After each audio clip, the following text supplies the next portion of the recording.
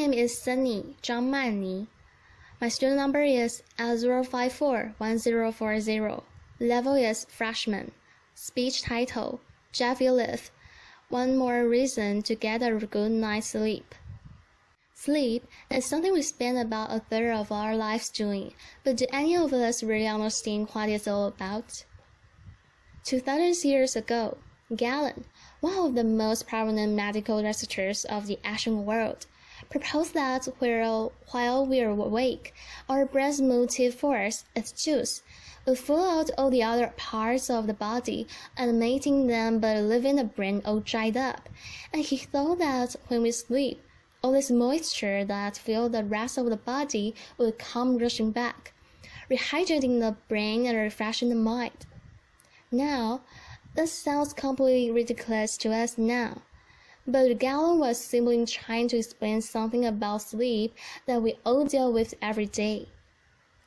See, we all know based on our own experience that when you sleep, it clears your mind, and when you don't sleep, it leaves your mind murky.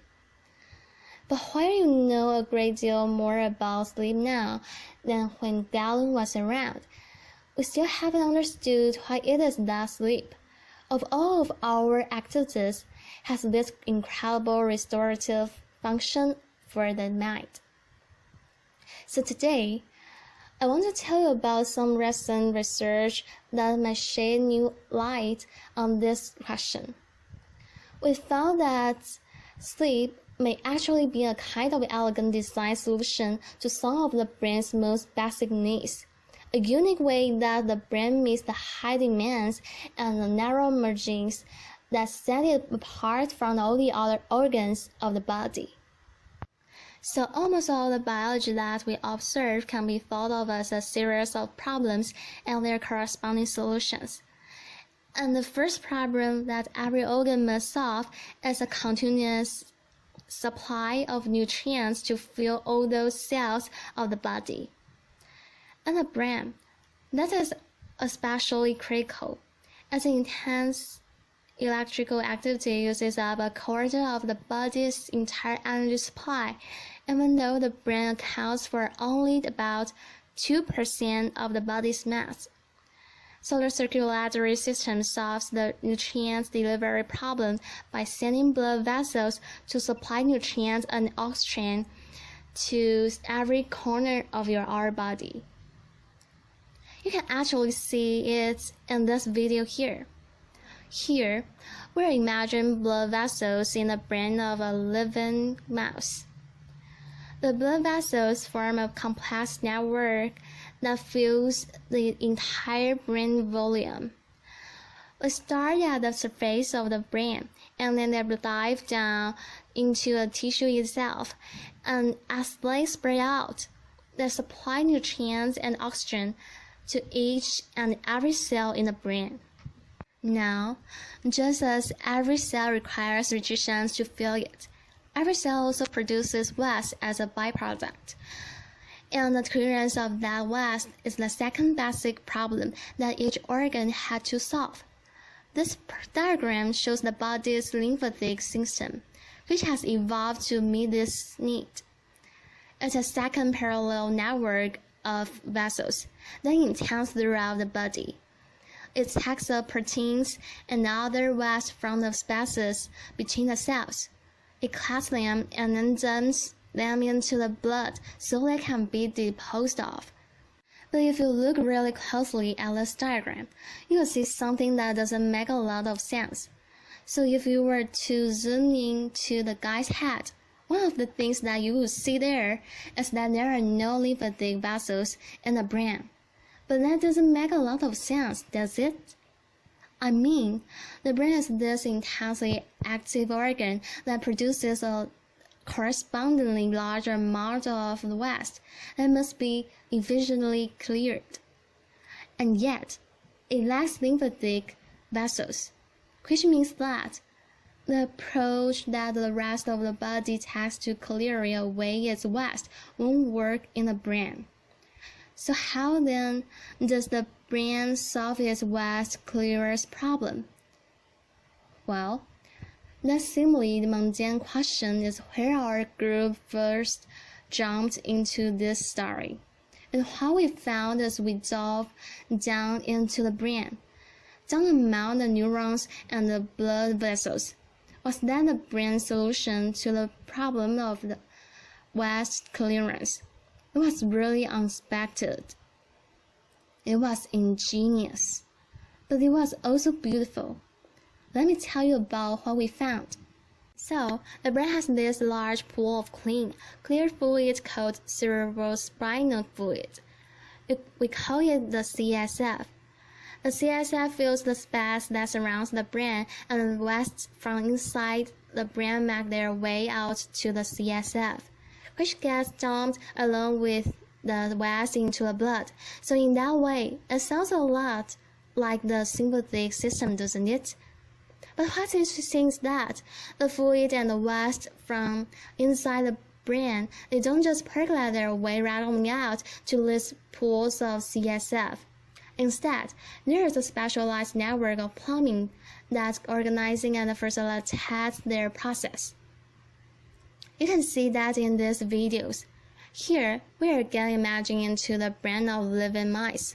The frame on your left shows what's happening at the brain surface, and the frame on your right shows what's happening down below the surface of the brain within the tissue itself. We've labeled the blood vessels in red, and the CSF that's surrounding the brain will be in green. Now, what was surprising to us was that the fluid on the outside of the brain, it didn't stay on the outside. Instead, the CSF was pumped back into and through the brain along the outsides of the blood vessels, and as it flushed down into the brain along the outside of these vessels, it was actually helping to clear away, to clean the waste from the spaces between the brain cells. If you think about it, using the outsides of these blood vessels like this is a really clear design solution. Because the brain is enclosed in a rigid skull and is packed full of cells, so there is no extra space inside it for a whole second set of vessels like the lymphatic system. Yet, the blood vessels, they extend from the surface of the brain down to reach every single cell in the brain, which means that fluids that's traveling along the outsides of these vessels can gain easy access to the entire brain's volume. So it's actually this really clever way to repurpose one set of vessels, the blood vessels, to take over and replace the function of a second set of vessels, the lymphatic vessels, to make it so you don't need them. And what's amazing is that no other organ takes quite this approach to clearing away the waste from between its cells. This is a solution that is entirely unique to the brain. But our most surprising finding was that all of this, everything I just told you about, with all this fluid flushing through our brain, is only happening in the sleeping brain. Here, the video on the left shows how much of the CSF is moving through the brain of a living mouse while it's awake. It's almost nothing. Yet in the same animal, if we wait just a little while until it's gone to sleep, what we see is that the CSF is rushing through the brain, and we discover that at the same time, when the brain goes to sleep, the brain cells themselves seem to shrink, opening up spaces in between them, allowing fluid to rush through and allowing waste to be cleared out. So it seems that Galen may actually have been sort of on the right track when he wrote about fluid rushing through the brain when sleep comes on. Our own research, now it's 2,000 years later, suggests that what's happening is that when the brain is awake and is at its most easy, it puts off clearing away the waste from the spaces between its cells until later, and then, when it goes to sleep and doesn't have to be as busy, it shifts into a kind of cleaning mode to clear away the waste from the spaces between its cells, the waste that's accumulated throughout the day. So it's actually a little bit like how you or I, we put off our household chores during the work week when we don't have time to get to it, and then we play catch up on all the cleaning that we have to do when the weekend rolls around. Now, I just talk a lot about waste clearance, but I haven't been very specific about the kinds of waste that the brain needs to be clearing during sleep in order to stay healthy. The waste product that these recent studies focus most on is amyloid beta, which is a protein that's made in the brain all the time. My brain's making amyloid beta right now, and so is yours. But in patient with Alzheimer's disease, amyloid beta builds up and aggregates in the spaces between the brain cells instead of being cleared away like it's supposed to be. And it's this buildup of amyloid beta that's thought to be one of the key steps in the development of that terrible disease.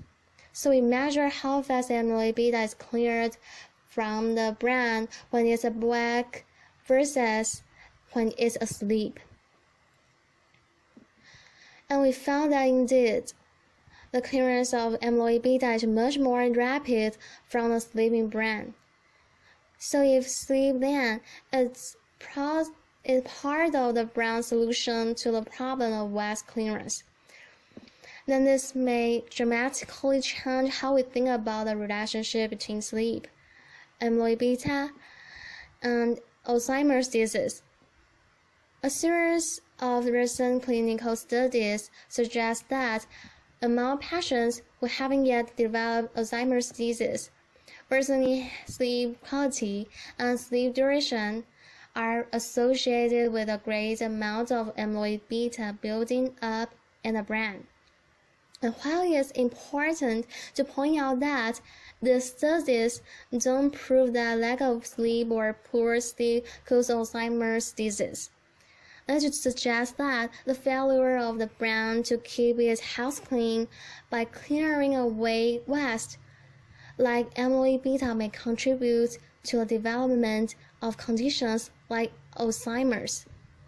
So what this new research tells us, then is that the one thing that all of you already knew about sleep, that even Galen understands about sleep, that it refreshes and clears the mind, may actually be a big part of what sleep is all about. See, you and I, we go to sleep every single night, but our brains, they never rest. While our body is still, but our mind is off walking and dreams somewhere. The elegant machinery of the brain is quite hard at work cleaning and maintaining this unimaginably complex machine. Like our housework, it's a dirty and a thankless job, but it's also important. In your house, if you stop cleaning your kitchen for a month, your home will become completely unlivable very quickly. But in a brain, the consequences of falling behind may be much greater than the embarrassment of dirty countertops, because when it comes to cleaning the brain, it is the very health and function of the mind and the body that's at stake. Which is why understanding these very basic housekeeping functions of the brain today may be critical for preventing and treating disease of the mind tomorrow. Thank you. Applause.